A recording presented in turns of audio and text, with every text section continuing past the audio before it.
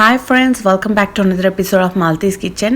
இன்னைக்கு என்னோட கிச்சன்ல நான் செய்ய போற ரெசிபி prawn gravy. இந்த டெலிஷியஸான டேஸ்டியான எம்மியான prawn gravy எப்படி செய்யணும்னு பார்க்கிறதுக்கு முன்னாடி இன்னும் நீங்க Maltese Kitchen சேனல் சப்ஸ்கிரைப் பண்ணலையா மறக்காம சப்ஸ்கிரைப் பண்ணிட்டு பக்கத்துல இருக்க பெல் ஐகானை மறக்காம கிளிக் பண்ணிடுங்க. இந்த prawn gravyக்கு தேவையான ingredients என்னன்னு நான் description boxல கொடுத்திருக்கேன். மறக்காம அதை கிளிக் பண்ணி பார்த்து தெரிஞ்சுக்கோங்க. இப்போ வாங்க நம்ம இந்த prawn gravy எப்படி செய்யணும்னு பார்ப்போம். இந்த prawn gravy பண்ணுறதுக்கு மூணே முக்கியமான ingredients தான் வெங்காயம் தக்காளி and prawn. ஸோ வாங்க இப்போ ரெசிபிக்குள்ளே போகலாம். ஃபஸ்ட்டு ஒரு அகலமான பேன் எடுத்து ஹீட் பண்ணிக்கோங்க. பேன் காஞ்சதும் நம்ம ஒரு குழிக்கரண்டி அளவுக்கு எண்ணெய் இதில் ஊற்ற போகிறோம். எண்ணெய் காஞ்சதும் நம்ம பொடி பொடியாக வெட்டின வெங்காயத்தை இதில் ஆட் பண்ண போகிறோம். வெங்காயத்தையும் தக்காளியும் நல்லா பொடி பொடியாக வெட்டி வச்சுக்கோங்க. ஃபஸ்ட்டு நம்ம வெங்காயத்தை ஆட் பண்ணிவிட்டு நல்லா இதை வதக்கி விட போகிறோம். நான் இதில் 2 மீடியம் சைஸ் அளவுக்கு வெங்காயத்தை நல்லா பொடி பொடியாக அரிஞ்சு எடுத்திருக்கேன். அதே ரேஷியோவில் தக்காளியும் பொடி பொடியாக அரிஞ்சு எடுத்திருக்கேன். வெங்காயம் நல்லா டிரான்ஸ்லூசண்ட்டாக ஆகணும், நல்லா எண்ணெயில் வதங்கணும். அப்போ தான் நம்ம ப்ரான் கிரேவி ரொம்ப டேஸ்டியாக இருக்கும். இப்போது வெங்காயம் வதங்கிடுச்சு. நம்ம இதில் 1 டீஸ்பூன் இஞ்சி, 1 டீஸ்பூன் பூண்டு ரெண்டுத்தையும் ஆட் பண்ணி இந்த எண்ணெயிலே நல்லா இதை சாட் பண்ணணும். நீங்கள் அந்த சாட் பண்ணும் போதே அந்த இஞ்சி பூண்டோட ஃப்ளேவர் நல்லா வரணும். அந்த பச்சை வாசனை போயிட்டு இஞ்சி பூண்டோட நல்ல ஒரு ஃப்ளேவர் கிடைக்கணும். அது வரைக்கும் நம்ம இதை நல்லா சாட் பண்ணிகிட்டே இருக்கணும். இப்போது நம்ம இதுக்கு தேவையான அளவுக்கு உப்பை ஆட் பண்ணிக்கலாம்.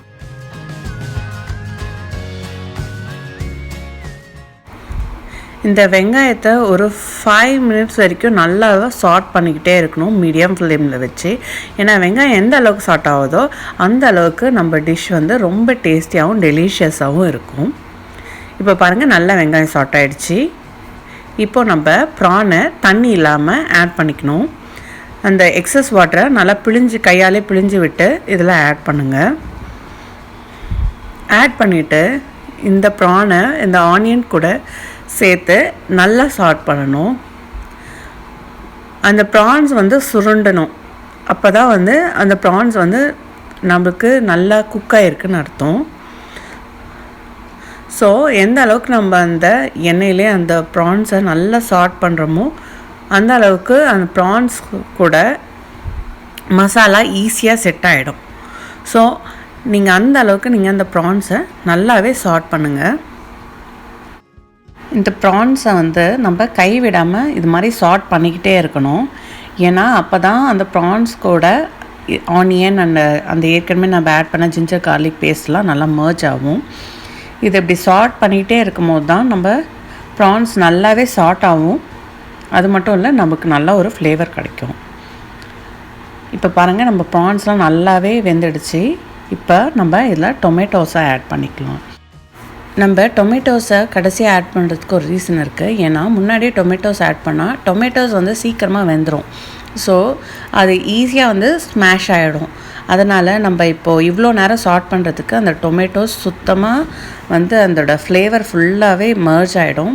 ஸோ அது வந்து நம்மளுக்கு ஒரு புளிப்பு தன்மை கொடுத்துரும்.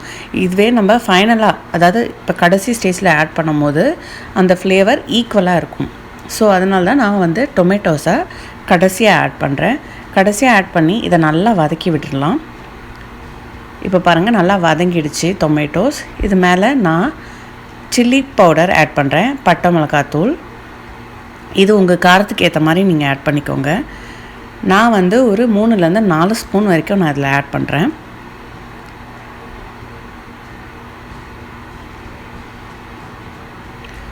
கூடவே நான் இதில் 1 டீஸ்பூன் அளவுக்கு மல்லித்தூள் ஆட் பண்ணுறேன். அப்புறம் ஒரு 1/2 டீஸ்பூன் அளவுக்கு கரம் மசாலா ஆட் பண்ணுறேன். இது எல்லாத்தையும் ஆட் பண்ணிவிட்டு இதை நல்லா பிளெண்ட் பண்ணி விட்டுறணும். அந்த மசாலா கூட இந்த ப்ரான், இந்த ஆனியன், டொமேட்டோஸ், அப்புறம் நம்ம இப்போ ஆட் பண்ண மசாலா எல்லாம் நல்லா பிளெண்ட் ஆகணும். அந்த மாதிரி நல்லா இதை நம்ம வதக்கி விட்டுறணும். இப்போ பாருங்கள் நம்ம ப்ரான் மசாலா நல்லாவே பிளெண்ட் ஆகிருக்கு. ஸோ இதை வந்து நம்ம ஸ்லோவாக ஒரு மீடியம் ஃப்ளேமில் வச்சு லைட்டாக அப்போ வதக்கி விட்டுக்கிட்டே இருக்கணும். பாருங்கள் இப்போ பார்க்கவே எவ்வளோ டெலிஷியஸாகவும் டேஸ்டியாகவும் இருக்குது. நம்ம இந்த மாதிரி வதக்கி விட்டு இப்போ பாருங்கள் ஃபைனலாக நம்ம ப்ரானோட மசாலா எப்படி வந்திருக்குன்னு சொல்லிட்டு இப்போ நம்ம இது கூட நல்லா பொடியாக கட் பண்ண கொரியாண்டர் லீவ்ஸை ஆட் பண்ணிவிட்டு ஒரு தடவை ஃபைனலாக பிளெண்ட் பண்ணி விட்டுறணும். அது உங்களுக்கு ஒரு நல்ல ஃப்ளேவரை கொடுக்கும். ஸோ நம்ம ப்ரான் மசாலா கிட்டத்தட்ட ரெடி ஆகிடுச்சு. ஒரு 2 மினிட்ஸ் இந்த கொரியாண்டர் ஆட் பண்ணி லைட்டாக குக் பண்ணி நீங்கள் இறக்கி வச்சிட்டிங்கன்னா நம்ம ப்ரான் மசாலா ரெடி. பாருங்கள் பார்க்கவே எவ்வளோ டெலிஷியஸாக இருக்குன்னு. இதை கண்டிப்பாக நீங்களும் உங்கள் வீட்டில் ட்ரை பண்ணி பாருங்கள். ட்ரை பண்ணி பார்த்துட்டு எப்படி இருக்குன்னு மறக்காமல் கமெண்ட் செக்ஷனில் கமெண்ட் பண்ணுங்கள். என்னோடய வீடியோஸ் உங்களுக்கு பிடிச்சிருந்தால் லைக் பண்ணுங்கள், ஷேர் பண்ணுங்கள். மறக்காமல் மால்தீஸ் கிச்சன் சேனலுக்கு சப்ஸ்கிரைப் பண்ணுங்கள். இதோட ஃபைனலாக ஒரு சீக்ரெட் டிப் சொல்கிறேன். உங்களுக்கு பிடிச்சிருந்தா நீங்கள் இதில் 1 டீஸ்பூன் சோயா சாஸை ஆட் பண்ணிக்கலாம். நீங்கள் அந்த ப்ரான் போட்டு வதக்குனதுக்கப்புறம் நீங்கள் சோயா சாஸ் ஆட் பண்ணிக்கலாம். நம்ம எப்போது இந்த மசாலாலாம் ஆட் பண்ணுறோம் இல்லைங்களா, அப்போ உங்களுக்கு சோயா சாஸ் ஃப்ளேவர் பிடிச்சிச்சின்னா நீங்கள் ஆட் பண்ணிக்கலாம். அப்படி இல்லைன்னா நீங்கள் அது எல்லாமே இந்த மாதிரி பண்ணி எடுக்கலாம்.